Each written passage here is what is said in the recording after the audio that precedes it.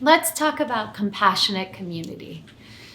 Let's talk about community that creates a very strong sense of compassion, not only for the ones who are in it and belong to it, but for everyone who is affected by that community. I see so much rainbow energy when I think about the idea of a compassionate community, that everyone's bringing their unique colors and flavors and ways of communicating healing and ways of communicating creativity, but they're all contributing to something very, very beautiful, like a rainbow. I think that it's really, really important for us, as much as we needed the month of January and the energy around potential and nothingness.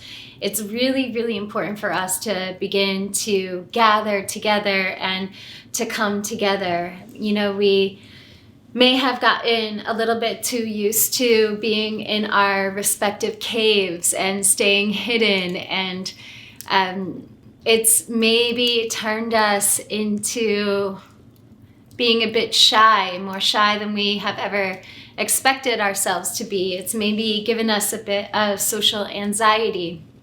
But I really want to just bring forward the energy of courage. And even if you are feeling that social anxiety and you are feeling anxious and like you're going to say all the wrong things and do all the wrong things and maybe even leave any given social situation feeling very embarrassed, that you still gather together anyways, that you come together anyways. This is especially true for spiritual communities. It's always so amazing in a spiritual community when there's one person who's like the pragmatic sounding board, and the person who wants to grow spiritually, but they're very much in this place of, if I can't feel it, if I haven't experienced it, then it's not real for me, as a way to help kind of ground the group. And then it's also important in spiritual communities to have that really far out, like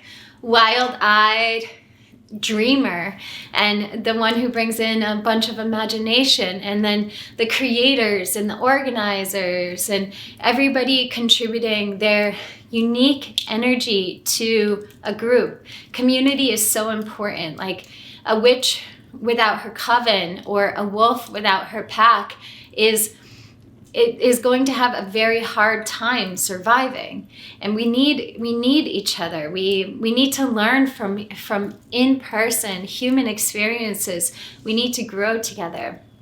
And one of the things I want to encourage the most for this month, at least initiating it this month, is that you get together and you sing together and you feel that sense of the human voice and human voices in harmony together. Better yet, if you can get together with at least 2 other people and begin to sing outside in the wild. Notice how you feel after that. Notice how you feel, even if you're not doing it in a spiritual way, right? Like, even if you're getting together with friends and you're doing like a wild karaoke jam, which if that's what you're doing, all power to you. That's awesome. But notice how you feel when you get together with people and you sing with people. It's a beautiful way of relieving stress, anxiety, tension. We get so attached to our image. We get so focused on, what will people think about me? What will people think about me? Are they going to judge me? What will people think about what I'm wearing? What will people think about my past, or what I'm bringing into this situation, or what I do for work, and all of these things, right? And yes, people will absolutely judge you. And you know what? You will also have the burden of judging other people at times too.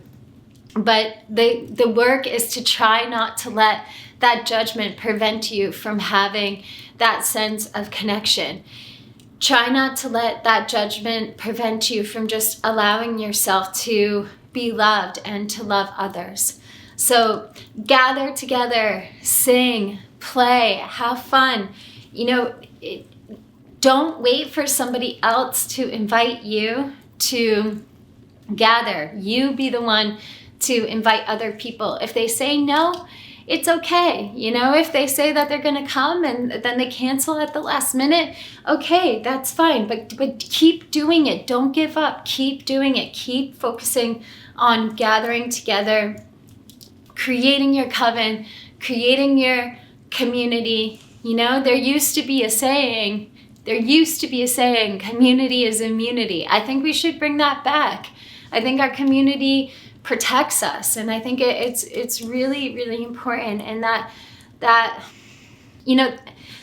friendship recession, that loneliness crisis that we're all feeling and that we're all facing, it's time to be the one to actually do something about it.